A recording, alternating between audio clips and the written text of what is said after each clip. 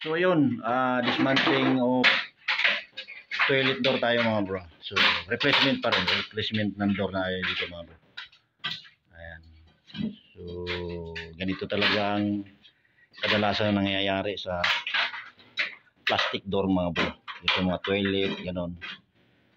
Bilis na sira yung hamba niya, yung jam niya, door jam. Lalo na kung hindi masyadong maingat yung gumagamit. Mga bro, so yan. Kita niyo naman, ayan. Papalitan ng bago na siya ngayon. Ito yung mahirap na trabaho mga bro, yung masabi ko, magre-repair. Hindi porkit sabihin ng iba repair madali lang. Ang repair po kasi mga bro, marami kang trabahong gagawin. Hindi kagaya ng magkakabit ka ng bago. Alright mga bro. Kagaya niyan, bago yung ikapapalit natin dito. Kaso yung paglalagyan ng hamba, hindi siya tugma nung sa dating pagkabit. Kaya kailangan mo siyang luluwagan yung tatamaan ng hamba mga bro. Ayan, kagaya niyan mga bro. Luluwagan. So may possible, may madadamage na dito, tiles. Alright mga bro. So yan.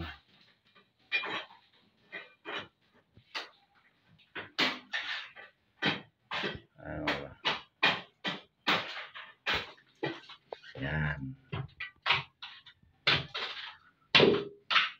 Kita mo naman mga bro. Yan.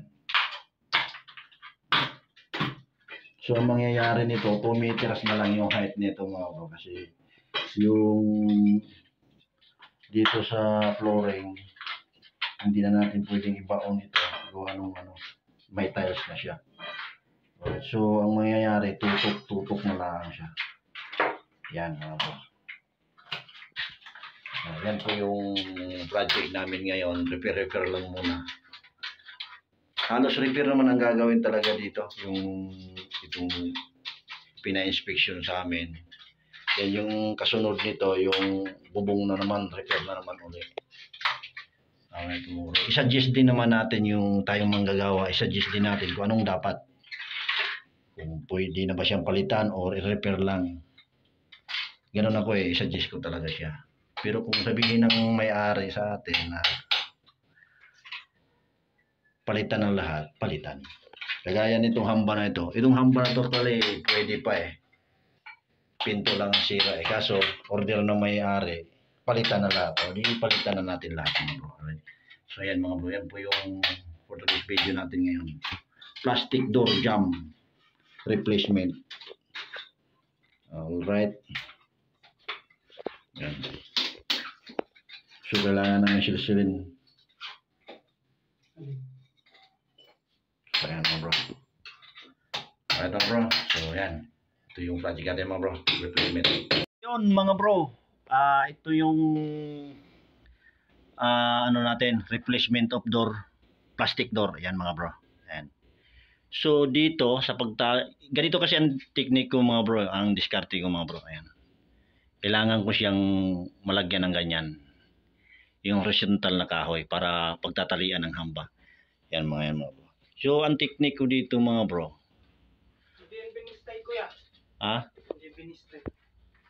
Ayan mga bro. Ito yung plastic door natin. So kailangan lang natin i-actual. Para sa akin mga bro, kailangan ko i-actual talaga So pwede naman itong gayahin, pwedeng hindi. Alright mga bro. So ito yung diskarte ko mga bro. So tayo na may kanya-kanyang diskarte. Dito kasi mga bro, ito yung explain ko. Istro ang tinali ko dyan. Yan, istro. Pwede rin dito alambre or kahit basta pwedeng mahawakan to. Itong hamba natin mga bro. So yan po yung technique ko. So may kanya-kanya naman tayong diskarte. So ayan.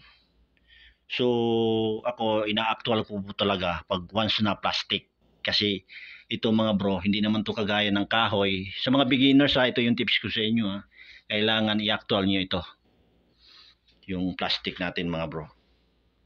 Bakit natin i-actual? Kasi po ito plastic, hindi po ito pwedeng katamin o i-planer. Kaya kailangan natin i-actual para sa akin mga bro Yan po yung technique ko. Alright mga bro? So yan. Yan lang naman po yung tips ko sa inyo. Ito, hahagisan na lang natin ng halo yan para mahawakan yan. Pero sa aking experience mga bro, once na mga ganitong sistema, bukas na bukas pa ito ma-finish mga bro. Alright? Hindi ito magagalaw ngayon. So, toilet ito. Ang tanong dito, yung nakatira dito, kung paano siya mag-CR dito. Alright? Hindi ko talaga po ito ipapagalaw. Once na maggalaw yan na patigas na yung halo natin mga bro, sigurado yan, bibitaw na yan mga bro. Alright mga bro? So yan. So yan yung ano natin mga bro.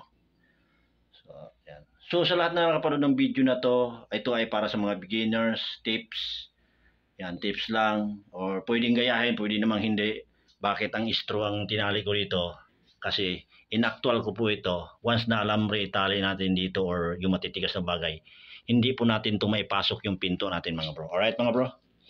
So po, meron namang ibang technique nito, sinusukat-sukat nila. Pero ako hindi ako satisfied ng mga sukat-sukat ng ganun mga bro. Kailangan ko actual. Kasi ito, once na malagyan ng halo itong hamba na to, lumiliko yan mga bro. Bumubuntis po yan. Yan. Ito, wala nang pag-asang buntis to kasi natulak na yung pinto natin dito mga bro. Alright mga bro. Yan. So yan, thank you, thank you.